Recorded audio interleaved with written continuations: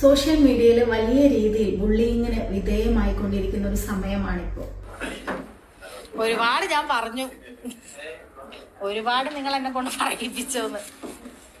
അപ്പൊ തട്ടിപ്പാണല്ലേ, നാട്ടുകാരെ മുഴുവൻ പറ്റിച്ച്. കൂട്ടത്തിൽ MLA DGPക്ക് പരാതി നൽകി. ഷഹനാസിന്റെ ആരോപണങ്ങളിലെ ഗൂഢാലോചന അന്വേഷിക്കണം എന്നാവശ്യപ്പെട്ടാണ് പരാതി. അങ്ങനെ കള്ളത്തരമെല്ലാം പുറത്തായി. കാശുമുടക്കി ചെയ്തതിന് ഒരു ഫലവും ഇല്ലാതായിപ്പോയല്ലോ. ലാസ്റ്റ് ക്യാമറ ഓഫ് ചെയ്യാൻ മറന്നുപോയി. സത്യങ്ങൾ അറിയാതെ പറഞ്ഞുപോയി. Video super hit. അപ്പൊ അത് പറ, അങ്ങനെയാണ് കാര്യങ്ങൾ. എല്ലാം പറഞ്ഞു തന്ന പോലെ തന്നെ പറഞ്ഞല്ലോ. ഇനിയിപ്പോ അടുത്ത ഒരാളെ കണ്ടുപിടിക്ക്.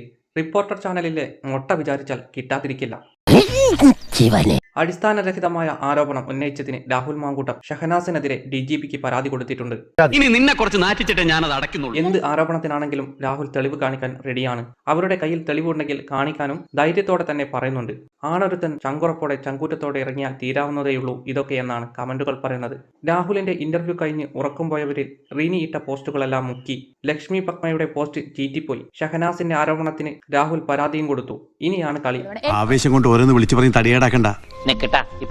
ഇതിന്റെയൊക്കെ ക്ലൈമാക്സ് കാണാൻ കട്ട വെയിറ്റിംഗ് ആണ്. പണ്ട് കോളേജിൽ പഠിക്കുമ്പോൾ ഏതോ ഒരുത്തനെ പ്രേമിച്ച കഥയും പുറത്തു വരുന്നുണ്ട്. കൂടാതെ IPS വ്യാജൻ ചമഞ്ഞതും പുറത്തു വരുന്നുണ്ട്. എന്തൊക്കെയായാലും വരാൻ പോകുന്ന പൂരം ഇനി കണ്ടറിയാം. നിങ്ങളുടെ വിലയേറിയ കമന്റുകൾ രേഖപ്പെടുത്തുക.